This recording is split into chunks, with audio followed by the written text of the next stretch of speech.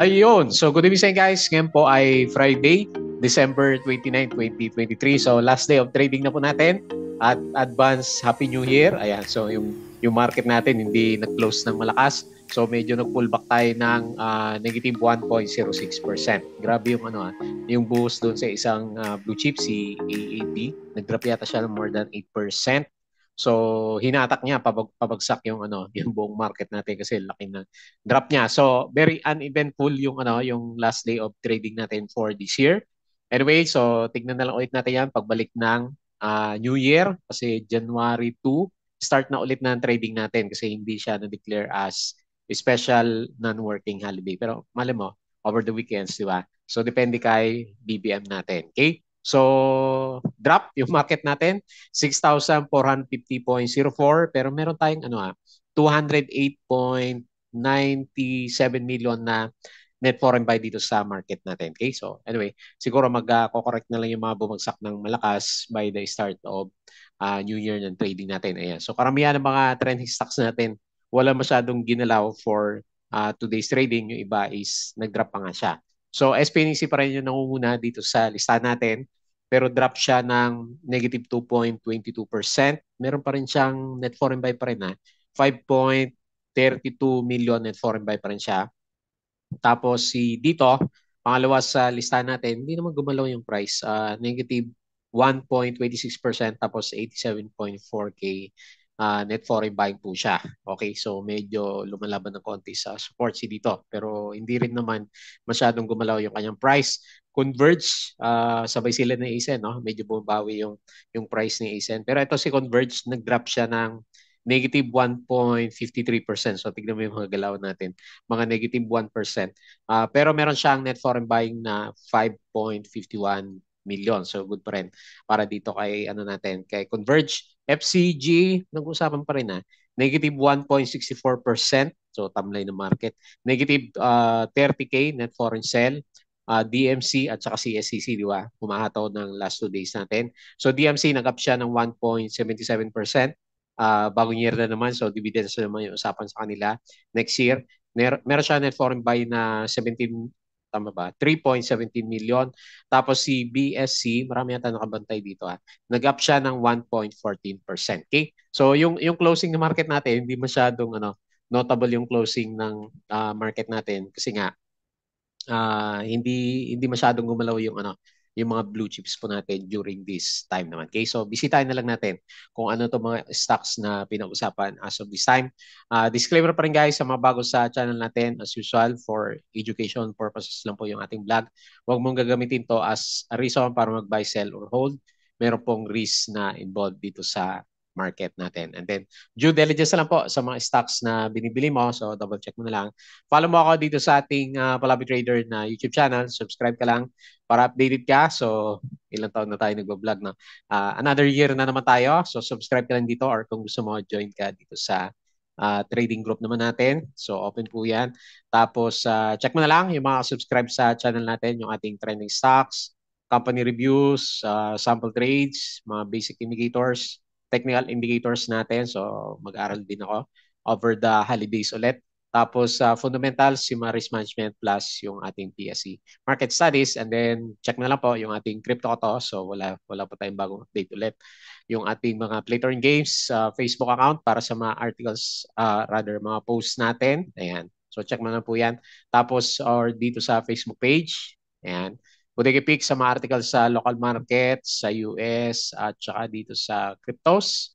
Sa yung crypto, ayan. So, nandiyan si crypto. Tapos dito sa money earners natin is yung mga side hustles naman natin. Ayan. Pinabayaan ko muna to. So, kumikita naman siya during this holiday season. Okay? So, tingnan natin yung summary. Parang hindi ko pa nakita yung Hanapin ko lang saglit Baka dumating na yung yung summary ng market. Wala pa ba? Nakabakasyon na yata si Philippine Stock Exchange natin. Ayan. So, wala tayong makita about sa Philippine market. So, dito na lang. Hanapin natin yung mga post na lang. Basahin na lang natin siya. So, guys, sabi ko kanina, January 1 is Monday, di ba? So, wala tayong trading day. So, parang long weekends ulit.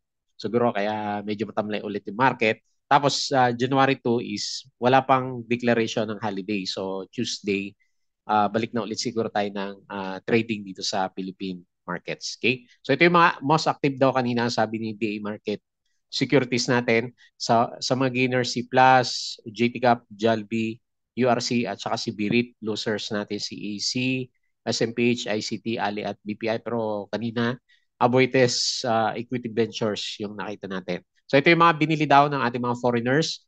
BDO, East West, Metrobank. Maganda yung setup ni East West. ACE-N, FGen, Ani, Jollibee, Green, DMC. Bumabawi sila. JTCAP, GGS, Ali, Aritz, Tel at saka si Converge. PSE wearing red for the new year, ending the last day minus 1.06 to 6,450 or minus 1.8% for the entirety of 2023. So minus 1.8 ba? Hindi, di ba? So more than 18%. Okay. So mamaya silipin natin. Ayan. So Lotto, 9-month, negative ba yan? O 9-month, 23 net profit, 288.2 million, up siya ng 79%. Pumitik yata to si Lotto kanina. Tapos URC, meron siyang setup. ASEN, subscribe to additional shares worth combined total of 12.87 billion in 6 fully owned subsidiaries. FCG partnered, ito yung catalyst siguro ni FCG, pero hindi naman gumalaw yung price niya masyado. Has partnered with Kitchen City to open first collaboration store lobby cafe in Pasay City. Tapos sa Union Bank, kung di yun napansin, meron po siyang binigay na 27% stocks dividends. BPI, NLEX Corporation, Inc.'s 10 billion loan deal with BPI. SPNEC, meron siyang 3.5 gigawatts solar and 4.5 gigawatts hour battery project. So bagong chairman nga si Pangilinan, and then President and CEO Leandro Antonio Leviste as pinaka vice chairman po natin. Ayan. So sila na pong dalawa yung major holders, 'di ba? Bumili ng maraming shares si through Meralco pala si MVP natin. Okay? So Bloom, ano ba meron kay Bloom? On track for EBITDA boost in 2024. Meralco confirmed remittance of payment for SPNEC block. Ayan. So yun yun. ASEN invests 12.9 billion in units. Emirates MEG extended accord finalization to May 2024, 11-month budget minus 10% year over year. Share buyback natin kay Mrs. G. Wala nang buyback yung ibang stocks natin. US dollar index falls to lowest since July dahil sa mga Fed rate hikes cut na gagawin by next year, di ba? URC 2024 profit may gain on price hikes, cost, earnings per share growth falls 34%. So nalugi pala to. Bloom, reports on track for EBITDA boost in 2024. SPNEC, deep buy, sabi ni DA Market natin. So, Manuel Pangilinan is new chairman at saka si Leandro nga po. Ayan, kukunti pala na post ko ngayon. No? Tapos, ito yung galawan sa US market. Okay pa rin sila eh. So, medyo mahina pero alos verde naman lahat, di ba? So, maganda pa rin siya. Tapos, hindi tayo nakasabay dito. So, yung ating APHE na representative dito sa bandang US is nag-up siya kagabi ng 0.62%. Okay? So, yun lang yung mga na-post natin. Wala na masyado. So, makabilis sila yung review natin. So, guys, yung ating Patreon sa mga gusto ng guide. So, 2024, yung gusto ng guide sa trading investing sa Philippine market. So, very, very difficult yung this year. 2023 po natin kasi bagsak yung index pa rin naman natin, diba, as compared sa last peak natin is around February ng 2022. Okay? So kung gusto mo ng guide, silip ka lang po dito sa Patreon channel naman natin. So refresh natin to. Tignan natin yung galaw ng index. So meron tayong boost dito. Sayang. Okay na sana kahit paano yung yung konting drop ng market. So binuhusan tayo. Ayan so pre-close nangyari. Mining bigla umakyat Saka service pero dito sa holdings. Ito si Aboitiz. Ano ba to? Nilaro kaya to. Aboitiz Equity Ventures biglang drop ng 10.8%. So very bad naman para sa investors na magbabakasyon na merong negative 10 sa port. San Miguel nag-drop din laki. Minus 8.02. GGS minus 4.63. AC minus 3.4. So dami laglag. Tapos biglang pumitik si Nickel 5.18%, AGI, lakas ng AGI 4.44, JDCAP 2.4, and then ACE and 2.34%. So meron tayong 208.97 million na foreign buy. Mahina pa rin naman. 3.83 billion yung ating transaction. Tapos balik tayo, 6,450 dahil dito. Sa drop na yan, 6.5 na tayo kahapon. Tapos sa drop na tayo, negative 1.06%. Okay? So meron tayong 46% foreign participation and then 54% local participation. So dito sa winners natin, sino ba ang pumitik dito kanina? So mga penny stocks to. Wala tayong makita ng mga kilalang stocks. Si ABA, ayan, nag-up siya. 7.59% Aslag, nabuhay. 7.5. Sino pa ba? Nickel, 5.18. PLC, ito, panalo si PLC. 5%. At saka yung iba is mga penny stocks na. Okay? So mas marami yata tayong losers. Dito sa losers natin si X, minus 12.39. Inex, nag-drop din. No? Negative 9.26. Sino pa? Hindi natin kilala ito mo to. Costco, minus 3.95. ECBC, minus 4.76. PHR, no? Nag-drop na rin. Minus 5.43. Upson, minus 2.38. Pati si SM, nag-drop din ng negative 2.46%. Okay, so marami tayong stocks na pullback for the last day of trading natin for this year. Tignan natin yung galaw ng ating index. Okay? So, nauntog si PSC natin. So, nagbakasyon tayo. Long holidays. So, baba na natin. 6,569 muna. Mahirap maging overly optimistic dito sa 6,7 kasi nag-pullback tayo below ng MA9. So, tuwan-tuwa tayo kapon kasi nag-up tayo ng nag-verde tayo, di ba? Nag-bounce sa MA9. Pero yung closing naman natin for the year is biglang nag-drop dito sa MA 9 ng index natin. So overall picture, okay pa rin naman siya. Yung rally na ginagawa ng market natin. Pero siyempre, medyo mahina siya. So malamya, kumbaga, yung galaw ng market. So for the whole year, review natin yung galaw ng market natin. So ang drop natin, kasi January, di ba? So ilang percent yan? Minus 8%. Tama, minus 8% yung loss ng index natin for the year. Bumagsak tayo ng up to 16%. Ayan. So anyway, next year na lang. Optimistic ulit tayo by next year, syempre. Kasi nagre-recover pa rin naman yung market natin. Okay pa rin naman yung MACD formation. Yung RSI medyo may konting butas dito sa trend na ginawa niya last time. So in track naman tayo kasi last time December, yung level natin is nandiyan lang naman 6.5. Tapos nag 6.7 tayo o 7K pala by January. End of January. Tapos yung pullback na natin is pagdating ng February naman. Okay? So medyo malamya yung 2022 natin. So kasi yung galaw din naman na to ng index natin, di ba? So kung bibihira din naman ang sino ba mga winners natin? JT Cap, Ayala, si Ali, si Jollibee. So sila lang yung mga nakita natin na nag-recover. Yung iba, yung mga blue chips natin na iba, di ba? Sina AGI, nasa baba pa rin naman yung price. Ace and Converge, nasa baba yung kanilang mga prices. Okay? So medyo mix yung galawan ng market natin for the year 2023 naman. Okay? So, tingin tayo dito sa global markets. Ayan. So, nood na lang tayo dito sa US kasi all-time high yung yung galawan dito eh. Nasdaq futures 0.13. So, mukhang berde ulit. Mamaya, Dow futures positive 0.05. S&P futures is positive 0.06%. So, okay sila kagabi. European markets, mukhang okay din mamaya. Tapos Asian markets, ba nangyari? Mix din tayo, no? So yung iba is hindi rin naman maganda yung closing nila. Tapos walang masyadong malakas dito sa Asian markets. Okay? So crypto, alam ko bagsak din sa nagda-drop din yung cryptos natin. Ayan, bumagsak ng konti si Bitcoin, 42.7K, si Ethereum mataas pa rin, 2.3. BNB is 318, nag-drop siya. Oh. Puro mapula ngayon dito Cardano, second day na yata to na may drop siya. Matic, nag-drop din siya mga 4%. Shiba, minus 2%. Link USD, minus 5.85%. Okay, so laglagan yung galawan natin dito sa crypto. Ano ba, lahat yata? Forex kaya. Ano ba nangyari sa Forex na? Nakabalik yung GBP natin, di ba? Great, yung mga pounds, euro versus USD kasi for the year, may times na bumagsak din sila, di ba? Okay? So, balik tayo dito sa galawan. Silip na lang tayo. So, tingnan na lang natin kung ano nangyari sa kanila.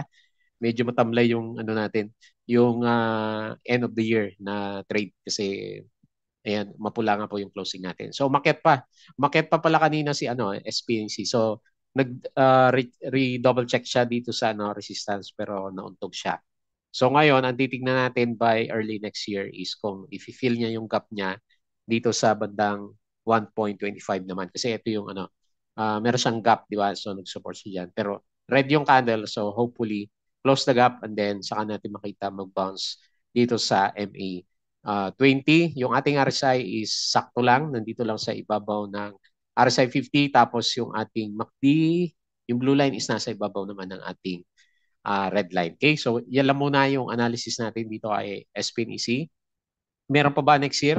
Siguro kung babaguhin niya, tutuloy niyang baguhin yung pangalan niya, di ba? Based on sa mga news na nabasa natin. So minus 2.22% for today. Pero meron siya, sino kaya tong Abacus pa rin naman nakikita natin, pero sino kayang company to, no? Araw-araw kasi meron siya net foreign buy. Net foreign siya ng 5.32 million. Call FMS, Abacus ang buyer, Star All, FMS Call, yung ating pinaka-main seller naman. Okay? So, ganyan lang yung galawan. Next, si dito, mga ka-dito natics. Dito pa rin ang madalas mag-trending sa mga listahan natin. Hindi naman siya gumalaw. Pero bakit siya siya yung most stock dito sa investor natin. So, support is 2.21. So, nagtatry siya mag-support dito sa 2.35. Pero ilalagay ko lang dito sa 2.2.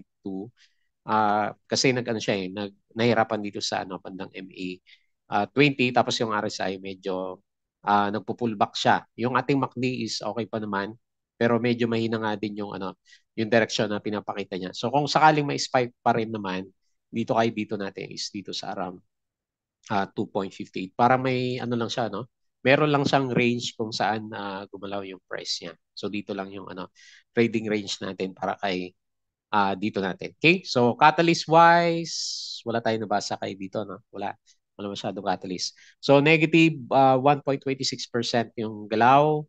Walang foreigners, 87K. Colbong, babago to. Colbong ang buyer and then call FMS yung ating pinaka-main uh, seller naman sa kanya. Okay? So, next, Converge. Mabilis yung review natin ngayon na. Okay, so Converge, nauntog si Converge natin. Kanina verde to eh. So MA 100, yan yung sabi niya based dito sa price action. So next year natin makita si Converge kung itutuloy niya yung breakout na nakita natin dito sa bandang baba. Ayan, so intact pa rin naman yung RSI natin. So uptrend pa rin naman yung overall picture tapos slightly above ng RSI 50 level. Tapos yung MACD niya, strong pa rin naman. Ayan. So, yung closing nga lang natin sa kanya mapula as of this time. So, dalawa sila ni ASN, di ba? So, si ASN, nag-recover si ASN. Buti pa si ASN, naka-recover ng 25% mula dito sa pinaka-bottom niya last time. Okay? So, si Converge medyo naipit dito sa sa range natin na 7.7 papuntang 8.6. So, below 9 yung naging closing. 9 pesos yung naging closing natin dito kay Converge naman. Okay? So, based dito sa price action, may balita pala dito kaya na FCG kanina. Negative 1.53%, 5.5 million net foreign buy. So, SB Equities FMS ang buyer, SB Equities Abacus yung ating pinaka-main seller. Support-wise, MA20 na lang kasi yan yung area kung saan siya nagkaroon ng breakout. Ayan. Medyo mahirap makita yung mga drawing natin sa kanya. So anyway, kung tatanggalin mo na naman yung mga indicators natin, so andito lang naman siya. May breakout lang siya dito sa price na 8.1 no? Dito, 8.2 yung breakout price niya last time. So mataas pa rin man siya as compared sa previous lows niya. Pinaka-low natin is mabot nga siya ng 7.7. Okay? So next year natin siguro makita mag-breakout dito sa MA 100 po itong si Converge. And then si FCG, ano ba yung balita? May nakita yata tayong balita dito, saglit. So mahina pa rin si FCG. Marami yata nakabantay dito kay FCG natin. So ito yung kanyang news, press release on FCG and the Kitchen City opens its first collaboration store in World Trade Center. Okay, so meron siyang collaboration, bagong project. Price action wise, mahina pa rin si mahina pa rin si FCG natin. Okay, so below pa rin siya ng MA20, and then may tendency pa nga tayo mag-retest dito sa 0.5827 kasi yung ating RSI hindi gumagalaw, lagi siyang below ng RSI 50 levels natin. Okay? So medyo mahina yung technicals po ni FCG. So based dito sa galawan, drop tayo, negative 1.64%, minus 30K, walang foreigners. So, MDR call ang buyer, Abacus call yung ating pinaka main seller. Ano ba yung overall picture nito? Okay, so nasa conso area si FCG natin. Yung nga lang medyo mahina kasi descending triangle formation yung kandila natin So parang tigi isang bar lang yung galawan natin per day kay FCG. Okay? And then si DMC, dalawa sila ni SCC. So silipin din natin si SCC. Total konti lang yung review natin. So nag-breakout siya and then trying to close the gap si DMC. Ito yung dividends niya last time, yung mga hindi naka sa kanya, subaybay last time. Itong drop na to is meron siyang dividends. So nag-over halos paano na siya overbought na yung RSI. Tapos solid yung yung MACD niya na. Pero etong last 2 days lang naman yung inakyat niya. So makyat siya na maliit lang pala.